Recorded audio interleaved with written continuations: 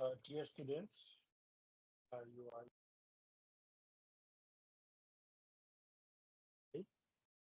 I just thought of pre-recording the session since today it's a public.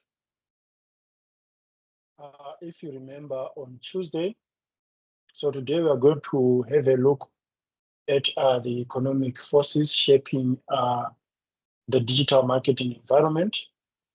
So if you remember, on Tuesday, we had a look at the macro digital environment.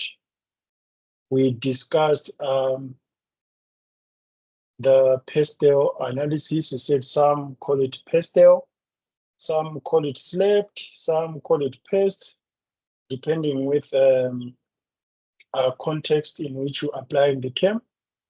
Then after discussing the macro environment of a digital marketing, we then did an exercise where we applied the pastel approach on the SMS messaging as well as mobile applications. I gave you an exercise whereby we went through our phones to check how many mobile applications we have there and consider the broader environment in which those mobile applications are developed and are managed in terms of user experience. So today we are then going to start working on the elements of the pastel approach. And the first element to unpack today is the economic forces shaping the digital marketing environment. So at the end of this lesson, we should be able to assess the marketing value of technology innovation. We should be able to understand the concept of diffusion. You should be able to understand hype cycle, and you should be able to understand the market growth. So these are the key terms that we are going to come across throughout the session. You'll come across the concept of globalization. I think you've heard it several times. There are also emerging concepts within globalization called localization and glocalization. So I'm also going to touch on those terms. Then strategic agility, you are aware of that term. Environmental scanning, you are aware of that term. Situation analysis, you are aware of that term.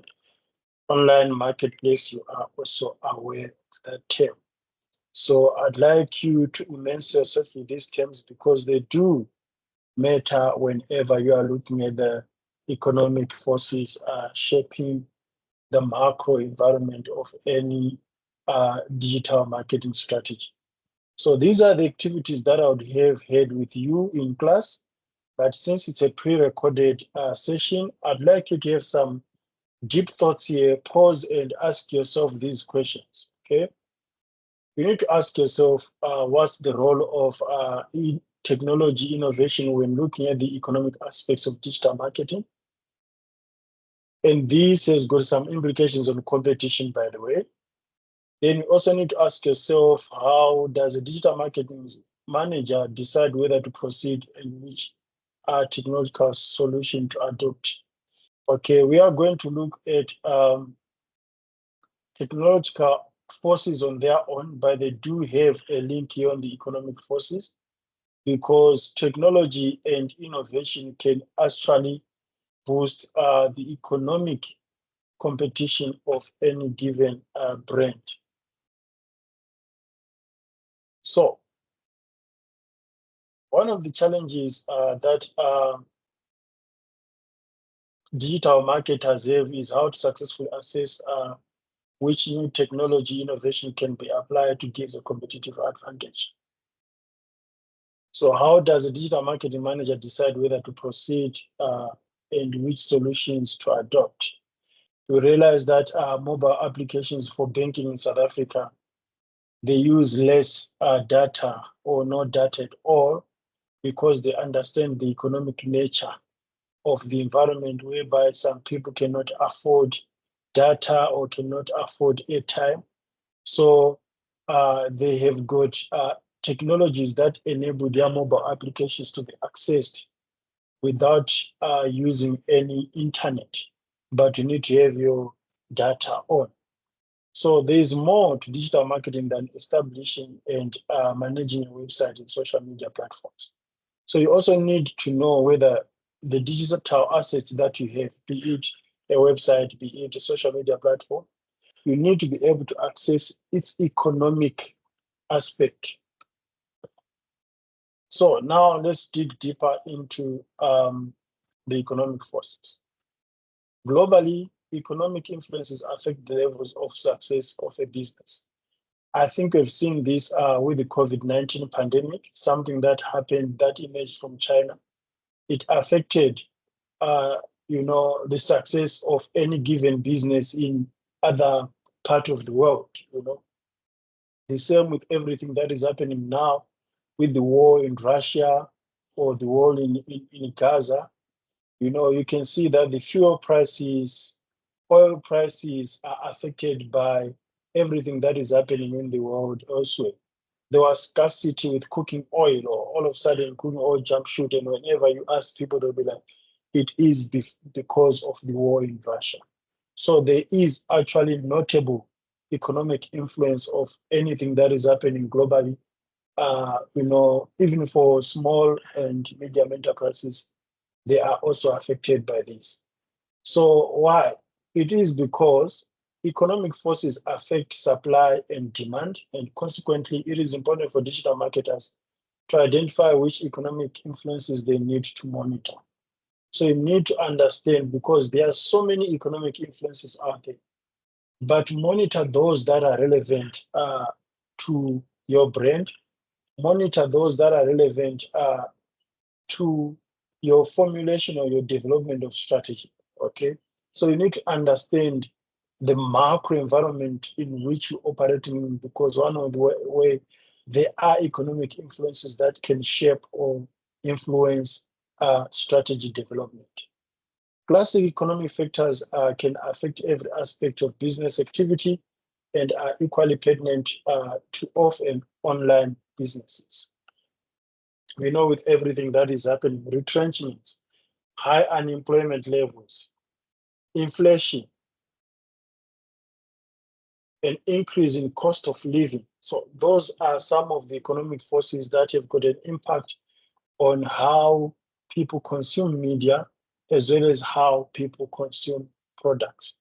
So these are the economic forces that can be considered, starting at a lighter level there. You've got market growth and development, you've got economic growth, you've got interest and exchange rates, you've got globalization, and then you've got economic disruption.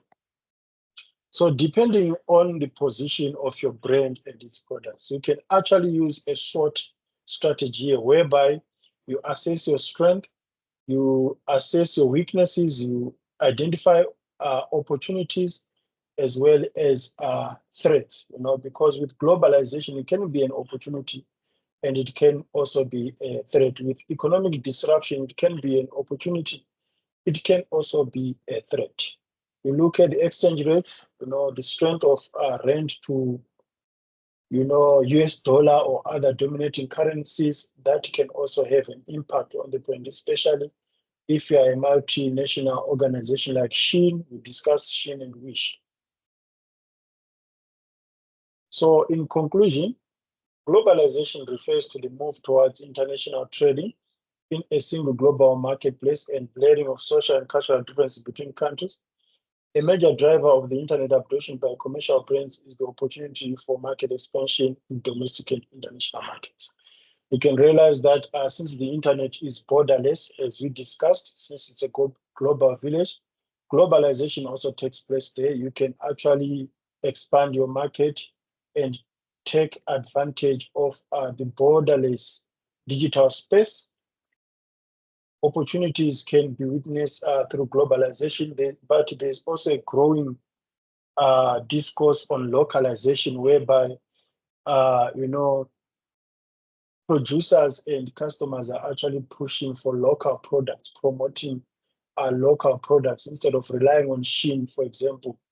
You'd rather be a patriot and support local businesses like Takealot. Okay. Then we have got also globalization, whereby we support both localization and globalization. So digital marketers need to be aware of the implications of trading in the global markets and consider whether to develop bespoke branding and marketing campaigns or whether to apply a standardized approach. So in order to be able to manage the periods of economic change, business leaders should focus on developing the ability to anticipate and act on market uncertainty and unmet customer needs by applying a focused business model. You can also focus on innovations and how they can deliver value to a brand's business model and expect opportunities to emerge from uncertainty and develop strategies which can maximize any emerging market advantage. So during difficulties, during times of difficulties, there are brands that have emerged strongly. Even during wars, even during the Great Depressions, there are brands that emerge strong. So whether the economic environment is tough or whether the economic environment is favorable, it is for digital marketing practitioners to come up with strategies that could consider the nature of the economic forces shaping strategy development, shaping the way business is promoted and media is consumed, messaging is consumed. So it is our duty as digital marketers to navigate the economic winds, to understand the changing customer needs as a result of uncertainty, as a result of the emerging forces, as a result of household budgets, and so on. I hope by now you now understand the economic forces shaping the digital marketing environment. So if there are any questions, if there are any comments, feel free to ask on Friday when we meet again. Feel free to ask. Otherwise, we are going to have a case study. So since we've unpacked the economic forces shaping the digital macro environment, now we need to come up with a case study where we can actually discuss the applicability of the economic forces shaping the digital macro environment. So see you in the next session where we are going to have a case study of the economic forces. Thank you.